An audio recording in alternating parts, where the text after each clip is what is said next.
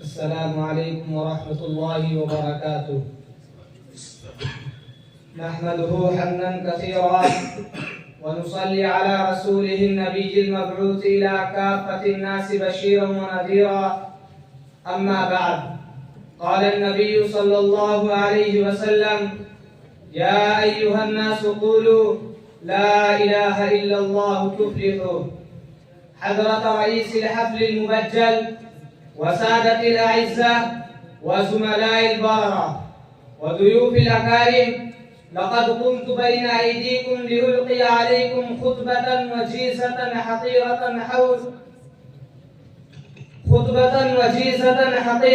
حول الكلمة الساحرة لا إله إلا الله. فالمرجو من حضراتكم أن تستمعوا إلي وتنصتوا لي بكل شوق ورغبة.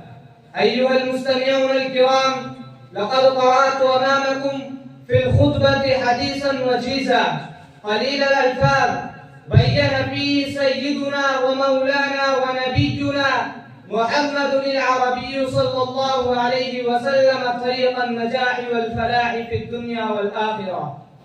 فقال: يا أيها الناس قولوا لا إله إلا الله تفلحوا، أي اقرأوا هذه الكلمة بقلب سليم واعملوا بمقتضياتها فتفوزوا فوزا عظيما في الدنيا والآخرة.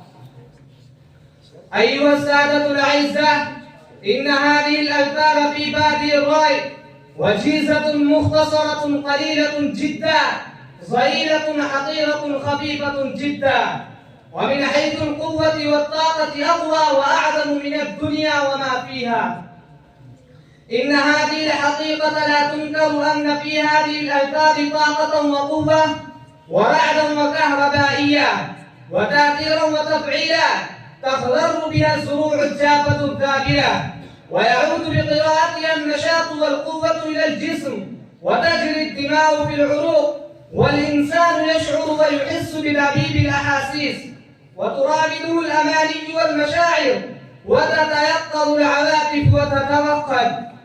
في الواقع أن هذه ليست بألفاظ فقط، بل هي حقيقة، وفيها جامعية واستيعاب، وفيها رسالة شاملة، ولها صلة قوية بالحياة، ولها ارتباط وطيد بالعقل والقلب، وفيها صدق وحق، وفيها عمق وغرور، وفيها ثقة واعتماد، وفيها توكل ومرضات، وفيها صبر وشكر، وفيها إنابة وتضرع، وفيها أمانة وديانة، وفيها قناعة وشجاعة، وفيها قوة إيمانية وغيرة دينية، وفيها عفو وصبر وحلم، ولها علاقة عميقة بالمجتمع، وفيها قوة كاملة وصلاحية تامة في تطوير المجتمع البشري.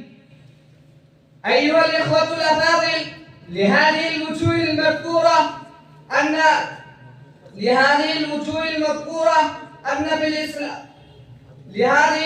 المذكورة إن المسلمين في الإسلام ولم يضعفوا ولم يستكانوا ولم يهنوا، وثبتوا أمام الكفار والمشركين ثبوت الجبال الراسيات، وإن عذبوا عذابا شديدا، وإن جللت دورهم الطاهرة على الرمال المحرقة، وإن عذبوا عذابا شديدا، وإن أخرجوا من ديارهم إخراجا ظلما.